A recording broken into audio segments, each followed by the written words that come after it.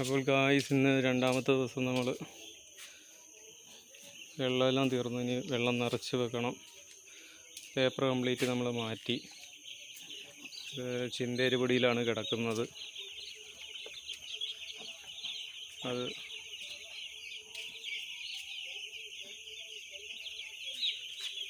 ചിന്തേരിപൊടിയിൽ മൊത്തത്തിൽ തുറന്നിട്ടിരിക്കുകയാണ്. Paper complete മാറ്റി കളഞ്ഞു. ഇനി വെള്ളപ്പാത്രമെല്ലാം കഴുകി പുതിയ വെള്ളം വെച്ച് കൊടുക്കുക. തീറ്റ ആവശ്യത്തിന് വെച്ച് കൊടുക്കുക. അത് ഓപ്പണായിട്ട് വെക്കുന്നത് തന്നെയാണ് നല്ലത്. അവർക്ക് പെട്ടെന്ന് കഴിക്കാൻ പറ്റും. വെള്ളവും തീറ്റയും തീരുന്നതനുസരിച്ച് നമുക്ക് വെച്ച് കൊടുക്കാം.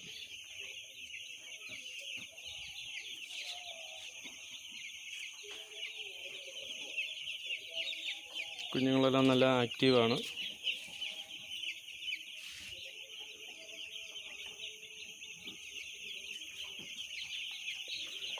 ഇനി ചിന്തരിപ്പൊടിയിൽ നനവ് കൂടുതലുണ്ടെങ്കിൽ കുറച്ച് ചിന്തരിപ്പൊടി പുതിയത് അതിൻ്റെ മേളിൽ ഇട്ട് കൊടുക്കാം. ഇന്നത്തേക്ക് കുഴപ്പമില്ല.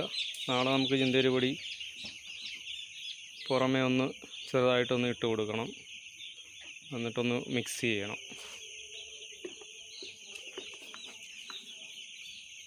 ഇനി ഈ വെള്ളപ്പാത്രമെല്ലാം കഴുകി ക്ലീൻ ചെയ്ത് രണ്ടാമത് വെള്ളം ഫില്ല് ചെയ്ത് വെച്ച് കൊടുക്കുക. വെള്ളമെല്ലാം ഇപ്പം നിറച്ച് വെച്ച് കൊടുത്തിട്ടുണ്ട്. തീറ്റ കുറച്ച് കൂടി ഇട്ട് കൊടുക്കുക.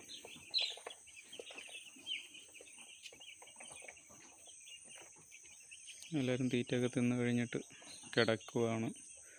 നമുക്കൊരു രാവിലെ ഒരു 10 മണി വരെ ചൂട് ടെമ്പറേച്ചർ എങ്ങനെയാണെന്ന് നോക്കിയിട്ട് നമുക്ക് ലൈറ്റ് ഓഫ് ചെയ്യാം. ഇപ്പം നല്ല ചൂടുള്ള കാലാവസ്ഥയാണ്.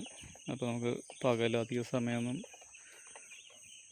ബൾബ് ഇട്ട് കൊടുക്കേണ്ട ആവശ്യമില്ല.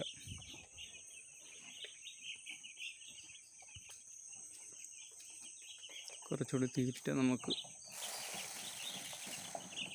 ഇട്ട് കൊടുക്കാം.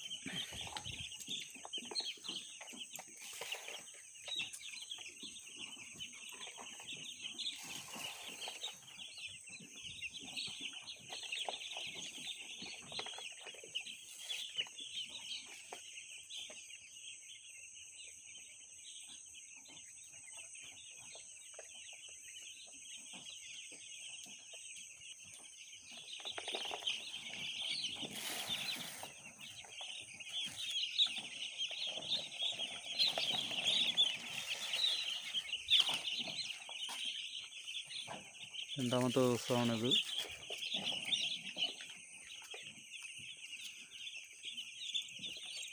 എല്ലാ ദിവസവും വെള്ളപ്പാത്രം നന്നായിട്ട് വൃത്തിയാക്കിയിട്ട് വേണം പുതിയ വെള്ളം വെച്ച് കൊടുക്കാൻ. തീറ്റയും ആവശ്യത്തിന് ഇട്ട് കൊടുക്കുക.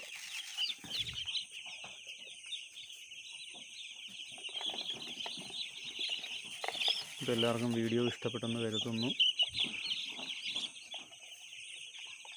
നമ്മുടെ ചാനൽ സബ്സ്ക്രൈബ് ചെയ്യാത്തവരാണെങ്കിൽ നിങ്ങൾ